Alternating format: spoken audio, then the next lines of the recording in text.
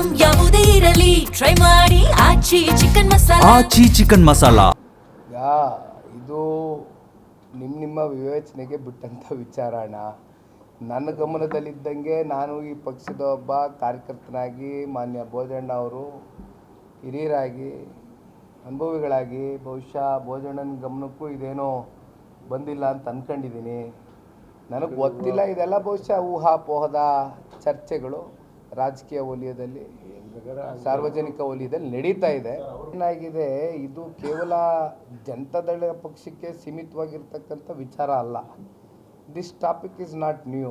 ಈಗ ಭಾಳ ಜನ ಏನಾಗ್ತದೆ, ನಾನು ಕೂಡ ಎಷ್ಟೋ ಸಂದರ್ಭದಲ್ಲಿ ಆಲೋಚನೆ ಮಾಡ್ತಾ ಇರ್ತೀನಿ, ಒಂದು ಪಕ್ಷ ಬಿಟ್ಟು ಮತ್ತೊಂದು ಪಕ್ಷಕ್ಕೆ ಹೋಗಬೇಕಾದ್ರೆ ಅವರ ಒಂದು ರಾಜಕೀಯವಾದಂಥ ಅವರ ನಿರ್ಧಾರಗಳು, ಅವ್ರ ತೀರ್ಮಾನಗಳು, ಅವ್ರ ಒಳಿತಿಗೋಸ್ಕರ ತೀರ್ಮಾನ ತಗೊಂಡಾಗ ಮತ್ತು ಆ ಒಂದು ಪಕ್ಷದಲ್ಲಿ ತಿಂದು ಉಂಡು ಬೆಳೆದು ಆ ನಾಯಕರ ಮೂಲಕ ಹೊರಹೊಮ್ಮಿರ್ತಕ್ಕಂಥ ನಾಯಕರಾಗಿ ಮತ್ತೊಬ್ಬರ ಬಗ್ಗೆ ಲಘುವಾಗಿ ಮಾತನಾಡ್ತಕ್ಕಂಥದ್ದು ಅವಶ್ಯಕತೆ ಇರೋದಿಲ್ಲ. ನನ್ನ ಅಭಿಪ್ರಾಯದಲ್ಲಿ ಹೋಗಬೇಕು ಅಂತ ತೀರ್ಮಾನ ಮಾಡಿದ್ಮೇಲೆ ಹೋಗ್ಬೋದು. ಬಟ್ ಇತ್ತೀಚಿನ ರಾಜಕಾರಣದ ಬೆಳವಣಿಗೆಗಳು ಬಹಳ ವರ್ಷಗಳಿಂದ ನಾವು ನೋಡ್ಕೊಂಬಂದಿದ್ದೀವಿ. ಮಾತಾಡಿದ್ದಾರೆ.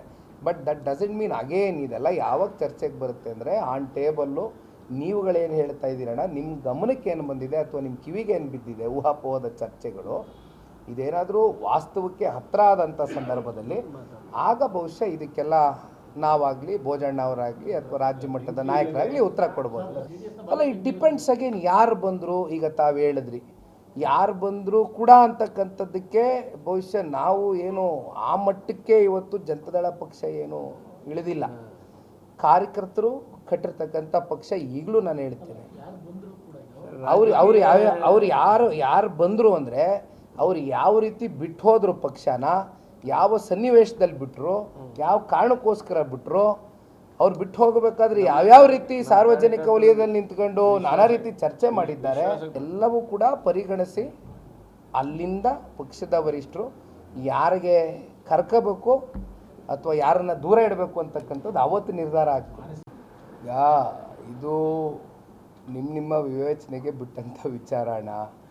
ನನ್ನ ಗಮನದಲ್ಲಿದ್ದಂಗೆ ನಾನು ಈ ಪಕ್ಷದ ಒಬ್ಬ ಕಾರ್ಯಕರ್ತನಾಗಿ ಮಾನ್ಯ ಭೋಜಣ್ಣ ಅವರು ಹಿರಿಯರಾಗಿ ಅನುಭವಿಗಳಾಗಿ ಬಹುಶಃ ಭೋಜಣ್ಣನ ಗಮನಕ್ಕೂ ಇದೇನೋ ಬಂದಿಲ್ಲ ಅಂತ ಅಂದ್ಕೊಂಡಿದ್ದೀನಿ.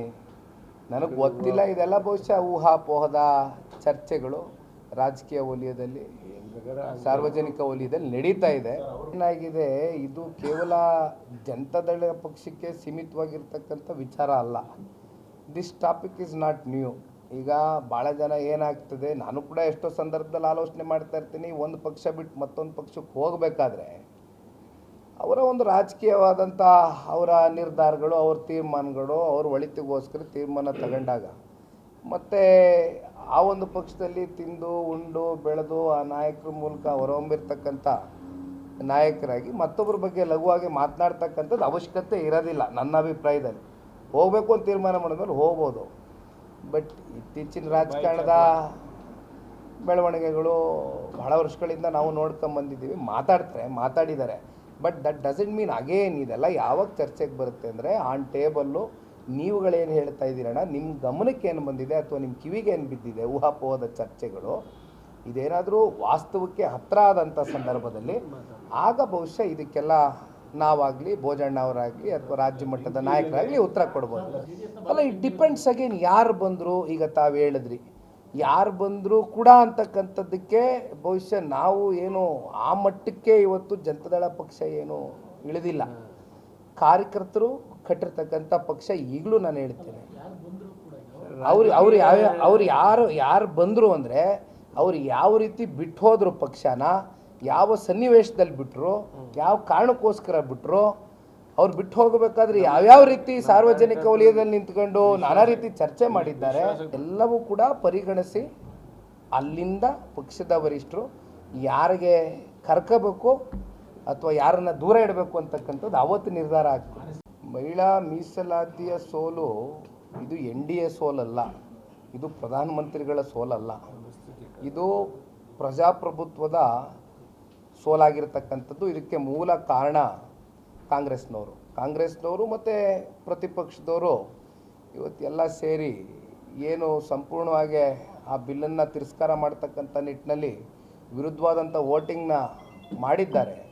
ಡಿಲಿಮಿಟೇಷನ್ನೇ ಮುಂದಿಟ್ಕೊಂಡು 33% ವುಮನ್ ರಿಸರ್ವೇಷನ್ ಬಿಲ್ಲನ್ನು ಇವತ್ತು ವಿರೋಧ ಮಾಡ್ತಾ ಇರ್ತಕ್ಕಂಥದ್ದು ಕಾಂಗ್ರೆಸ್ನ ಮನಸ್ಥಿತಿ ಏನಿದೆ.